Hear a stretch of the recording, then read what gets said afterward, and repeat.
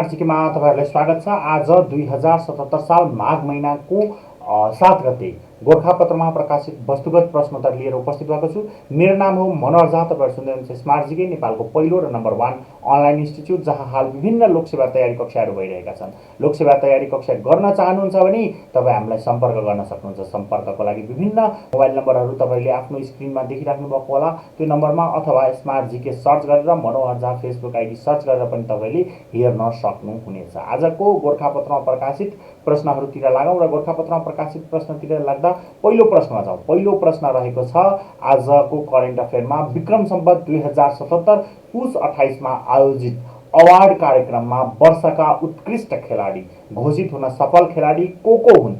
घोषित हुन सफल खेलाडी को हुन् भन्दा पुरुषतर्फ मण्डे काजी श्रेष्ठ र महिलातर्फ गौरी काजी। त्यस्तै पल्सर स्पोर्ट अवार्ड 2076 अन्तर्गत गौरीका सिंह र मण्डे काजी श्रेष्ठ वर्षका उत्कृष्ट खेलाडी घोषित भएका। अवार्ड अन्तर्गत टेक्वान्डोका मुख्य प्रशिक्षक नवीन कुमार श्रेष्ठ वर्षको उत्कृष्ट प्रशिक्षक, महिला राष्ट्रिय भलिबल टोली टिम अफ द इयर 2076 घोषित भएका। त्यस्तै टेक्वान्डोको आयशा साक्य र एथलेटिक्सको सन्तोषी श्रेष्ठ वर्षको स्पेशल अवार्डबाट सम्मानित भएका। पारा क्रिकेट टोलीका कप्तान दिवगम सिंह चेम्जोङ पारा एथलेटिक अवार्डबाट सम्मानित भएका। त्यस्तै टेबल टेनिसका पूर्व महिला खेलाडी द्वय सिज रन शाह र गीता छेत्रीलाई पल्सर लाइफ टाइम एचिभमेन्ट अवार्डबाट सम्मानित गरिएको थियो। त्यस्तै पिपुल्स चोइस उपाधि भलिबलको कप्तान अरुणा शाहीले जितेकी। त्यस्तै गल्फका सुभाष श्रेष्ठ उत्कृष्ट युवा खेलाडी घोषित भएका। यो करेन्ट अफेयर लोकसेवाका सम्पूर्ण तहलाई आवश्यक भएकोले गोरखापत्रमा हरेक बुधबार प्रकाशित गर्छ। गोरखापत्रमा प्रकाशित यो अङ्क पढ्नलाई तपाईँ गोरखापत्र संस्थानको वेबसाइटमा जान सक्नुहुन्छ, गोरखापत्रअनलाइन.com। गोरखापत्रअनलाइन.com मा भिजिट गरेर तपाईले हेर्न पनि सक्नुहुन्छ है त।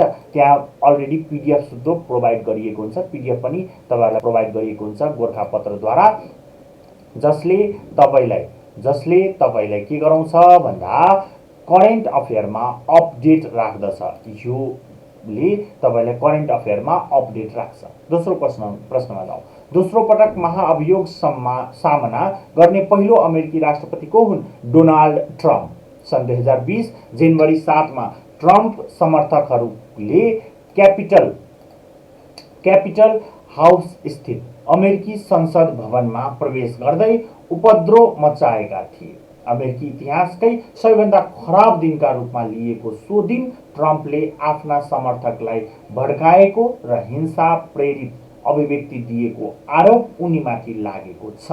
ट्रम्प समर्थकद्वारा गरिएको हिंसात्मक गतिविधि नियन्त्रण गर्ने क्रममा प्रहरीको कारबाहीमा परि 7 जनाको ज्यान समेत गएको थियो। राष्ट्रिय गौरवको सडक आयोजना महापहाडी लोकमार्गको सबैभन्दा लामो भाग कुन हो? कुन जिल्लामा पर्छ भन्दा बागलुङ 137 किलोमिटर। नेपाल आयल निगम लिमिटेडको स्थापना विक्रम सम्वत 2027 पुस 26 गते भएको थियो। कम्पनी इन 2021 अन्तर्गत प्राइभेट कम्पनीको रूपमा यो संस्थाको स्थापना भयो। त्यस्तै निगम विक्रम सम्वत 2033 साल साउन महिनाको 6 गते पब्लिक कम्पनीका रूपमा परिवर्तन भएको हो। विक्रम सम्वत 2077 माघ 1 मा मनाइएको राष्ट्रिय योग दिवसको नारा गरौँ योग डटेर, कोभिड जान्छ हटेर। अन्तर्राष्ट्रिय भन्सार दिवस कहिले मनाइन्छ? जनवरी 26 का दिन। Association of national numbering agencies NANA को सदस्यता नेपालले कहिले प्राप्त गरेको हो? सन् 2016 जुन 26 मा। अन्नाले धितो बजारको विश्वसनीयता विकासमा कार्य गर्दै आएको। त्यस्तै यसको मुख्यालय जर्मनीमा रहेको छ। भारतले कोरोना विरुद्धको खोप कहिले सुरु गर्यो? सन् 2021 जनवरी 16 देखि विश्वकै ठूलो खोप अभियानका रूपमा लिएको सो अभियानको भारतीय प्रधानमन्त्री नरेन्द्र मोदीले उद्घाटन गरेका थिए। यस कार्यक्रमको उद्देश्य 1,30,00,000,000 भन्दा बढी मानिसलाई कोरोना भाइरस विरुद्ध खोप दिनु रहेको छ। सामान्यतः ओजन तह वायुमण्डलको कति उचाइमा रहेको हुन्छ? 25 देखि 40 किलोमिटरको उचाइमा रहेको हुन्छ। त्यस्तै IUCNAले लोप र दुर्लभ हुन लागेका जीवहरूलाई कति भाग अवस्थामा विभाजन गरेको छ? 5 विलोप, सङ्कटापन्न, अति संवेदनशील, दुर्लभ र सम्भस्त गरेर 5 भाग। त्यस्तै साइटिस स्थापनाको मुख्य उद्देश्य के हो? दुर्लभ जीवजन्तु तथा पशुपक्षीहरूको संरक्षण एवं सम्वर्धन गर्नका लागि। हिउँदे याममा पहिलो पटक माउन्ट K2 को सफल आरोहण गरी कीर्तिमान राख्ने टोली कुन हो? नेपाली टोली। सन् 2021 जनवरी 16 मा 7 समिट ट्रेकिङका छाङ दावा शेर्पा नेतृत्वको टोली माउन्ट K2 को चुचुरोमा पुगेको। K2 हिमालको उचाइ 8,611 मिटर रहेको K2 हिमाल आरोहणका लागि निकै कठिन तथा खतरनाक आरोहणका रूपमा लिने गरिन्छ।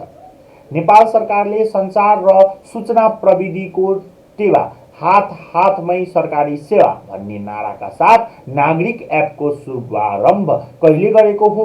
विक्रम सम्वत 2077 माघ 2 गते सञ्चार तथा सूचना प्रविधिको उच्चतम प्रयोग गर्दै नागरिकलाई हात हातमै सरकारी सेवा उपलब्ध गराउने लक्ष्यका साथ सरकारले यो एप प्रयोगमा ल्याएको छ।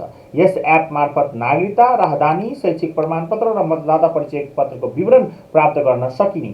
त्यस्तै नागरिक एपबाट प्यान कार्ड सम्बन्धी आवेदन गरी प्यान नम्बर प्राप्त गर्न सक्ने साथै सरकारलाई तिरेको करको विवरण समेत मोबाइल सेट मार्फत नै जानकारी लिन सक्ने। हाल आफ्नै नाममा दर्ता भएको मोबाइल नम्बरका आधारमा नेपाल टेलिकम र एनसेलको सिम मार्फत एप प्रयोग गर्न सकिने अवस्था रहेको छ।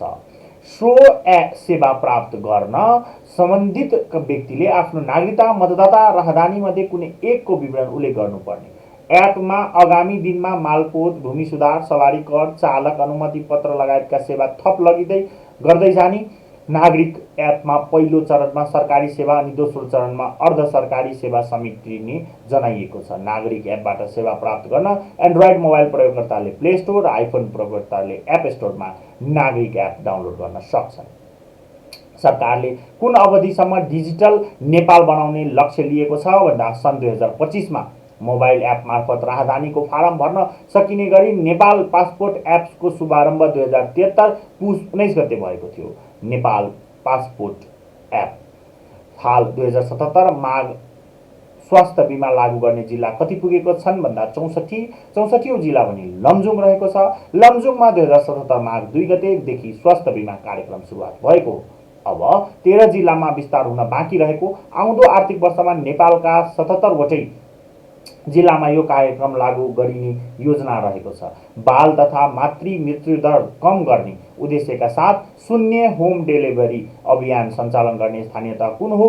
मालिका गाउँपालिका गुल्मी। अभियान अन्तर्गत सो गाउँपालिकामा गर्भवती महिला भएको घरमा हरियो झण्डा गाड्ने गरिएको छ। नेपाल सरकार मन्त्री परिषद बैठकद्वारा नीति अनुसन्धान प्रतिष्ठान गठन गर्ने निर्णय कहिले भयो? 2075 असोज 5 गते। सरकारले नेपालमा कति जातिलाई अल्पसंख्यक जातिको रूपमा वर्गीकरण गरेको छ? 98। कहिले वर्गीकरण गरियो? विक्रम सम्वत 2074 वैशाख 8 मा। पृथ्वीले आफ्नो अक्षमा घुम्ने प्रक्रियालाई के भनिन्छ? परिभ्रमण। पृथ्वीले 23 घण्टा 56 मिनेट 4.09 सेकेन्डमा आफ्नो अक्षमा एक पटक घुम्छ। साधु सन्तले बाल्ने अग्निलाई के भनिन्छ? धुनी। प्राचीन कालको रामचरित्र मानस र आधुनिक कालको कृष्णायन कुन भाषामा प्रसिद्ध महाकाव्य हुन्? अवधि। व्यापार घाटा भन्नाले के बुझिन्छ? निर्यात व्यापार भन्दा आयात व्यापार बढी हुनु। हिम नदीले बगाएर लगेको हिमोट, ढुङ्गा, माटो, बालुवा, झारपात आदिले नदीलाई रोकी बन्न जाने ताललाई के भनिन्छ? हिमोद ताल। तराई मधेसका जिल्ला जोड्ने बहुप्रतीक्षित राष्ट्रिय गौरवको हुलाकी मार्ग निर्माण औपचारिक रूपमा कहिले सुरुवात भएको हो? आर्थिक वर्ष 2065-66 मा।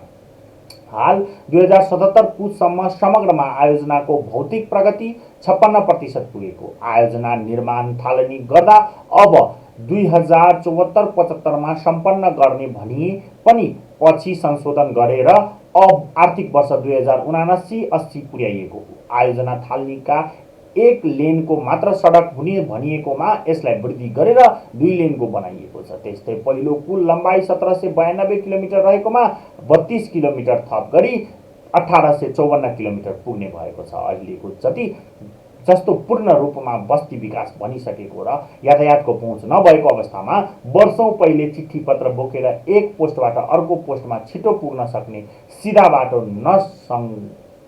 नक्साङ्कन गरेर हुलाकी सडक अस्तित्वमा आएको थियो। तराईका प्राय सबैजसो जिल्ला सदरमुकाम छुने यो हुलाकी सडकलाई पदम रोड पनि भनिन्छ। यो चाहिँ महत्त्वपूर्ण छ है, पदम रोड भनिन्छ। के भनिन्छ? पदम रोड भनिन्छ। भारतको सहयोगमा नेपाल सरकारले यो मार्ग निर्माण कार्य गरिरहेको छ।